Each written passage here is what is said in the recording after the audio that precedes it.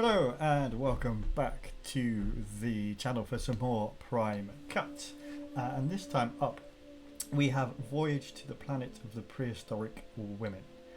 It opens up with quite a lengthy monologue going through kind of the progress of science and technology, just kind of setting things up generally. This film is quite kind of a strange one, because what it is, it is a 1968 American film, but it is actually mostly a Russian film which was called Planet of Storms, with some extra footage filmed and kind of spliced in to turn the film into something different, into something more kind of pulp science fiction. These extra scenes were actually done by Peter Bogdanovich, who is most famous for directing The Last Picture Show, but had a lengthy career in Hollywood. Although he did have his name sort of taken off the initial release of this film, because he just thought, well, he hadn't really done much. He kind of filmed about 10-15 minutes worth of footage and then just kind of chopped it in. But the reason why we have so much kind of voiceover and monologue is because Bogdanovich decided that was needed to make sure that the film made sense, because it is a very kind of crude crowbarring of this kind of pulpy science fiction idea into what was quite a serious sort of contemplative film that was the Russian original. And if you keep an eye out, you'll see sort of various logos and things that have been kind of pasted over, in post-production, to hide, Russian iconography here and there, and obviously, all of the actors have been overdubbed.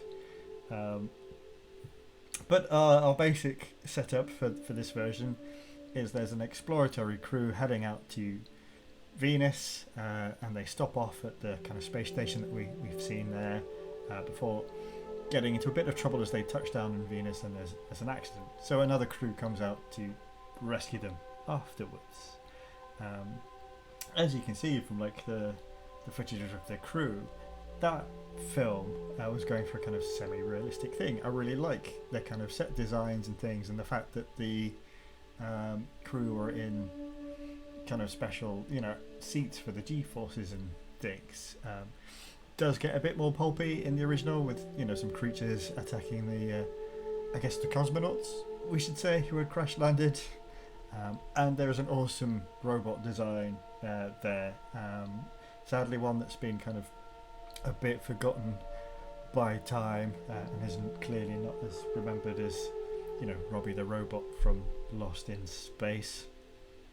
So this is kind of our second set of characters coming out to rescue the guys that have become stranded, and this space station is referred to as being called Space Station Texas or something along those lines, so very American. But here's the second crew arriving on Venus and sort of enjoying that they've got gravity again, so there is some reference to things like zero G and things, and things like CCTV monitoring cameras, which for 1968 would have been high technology. And again, I really love the designs on these spacesuits. They're quite Art Deco, but it's quite a timeless design, and this sort of hover car rover is just amazing. It does look like something straight out of like the Jetsons or something, but it's fantastic.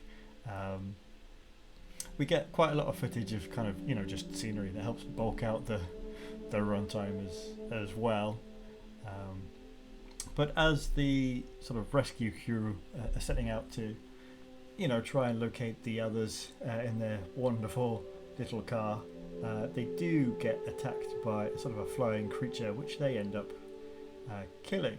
And this creature does turn out to be the god of the prehistoric women of Venus. Now these scenes are the ones that Bogdanovich filmed to insert in, and you can tell it's quite clear. The film stock is different.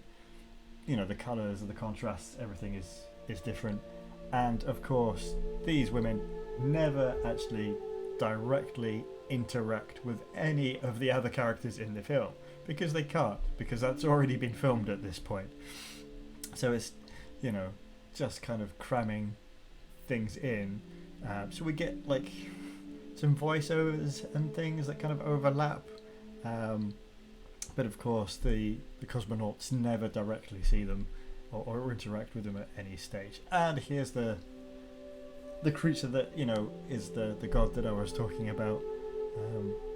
So the kind of the creature effects are a little bit more ropey than the the rocket effects or the car or the robot, but it doesn't really take out of it too much because there's not a lot of the creatures sort of directly featured like this.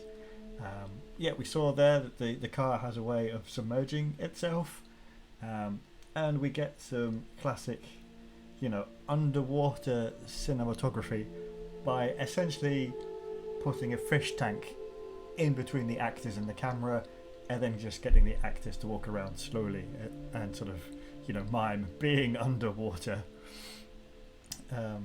So again, the creature looks quite rubbery, but that's pretty much the end of him. So the scenes that we do have with the prehistoric women, they do feel quite late 60s. It's quite drippy, quite kind of hippie-ish almost, I guess. And people involved in the production have talked about basically just getting this kind of group of women and just filming things down on the beach and just trying to desperately think of enough stuff to kind of fill the runtime gap that they needed to pad out. Eventually the two crews do kind of reunite up with each other, and then the kind of back end of the film is about them trying to basically get back to their spaceship whilst kind of theoretically being under attack by the women who are out to sort of avenge their dead god. But this is done by the women kind of psychically controlling the weather or summoning volcano eruptions. There's no direct interaction between the two. But what does tickle me is that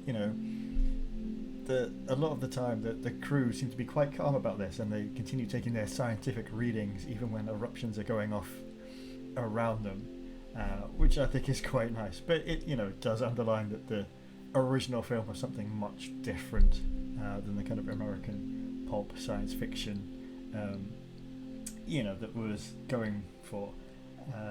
And of course, if you hadn't guessed already, this whole exercise is something that was produced by Roger Coman, the king of getting whatever he could out of anything for as cheaply as he could.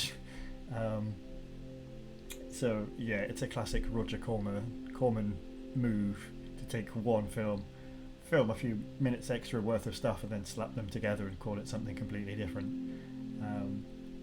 There is a nice little twist in this one, in that the crew leave behind the robot that has become damaged during the course of their escape, and the women sort of find the robot and essentially make the robot their new god. And as the film closes, we have a kind of a wistful monologue from kind of our lead cosmonaut character about wanting to go back and find these women that he's heard haunted cries or wails from, in a bit of a kind of siren-esque, I guess, kind of setup.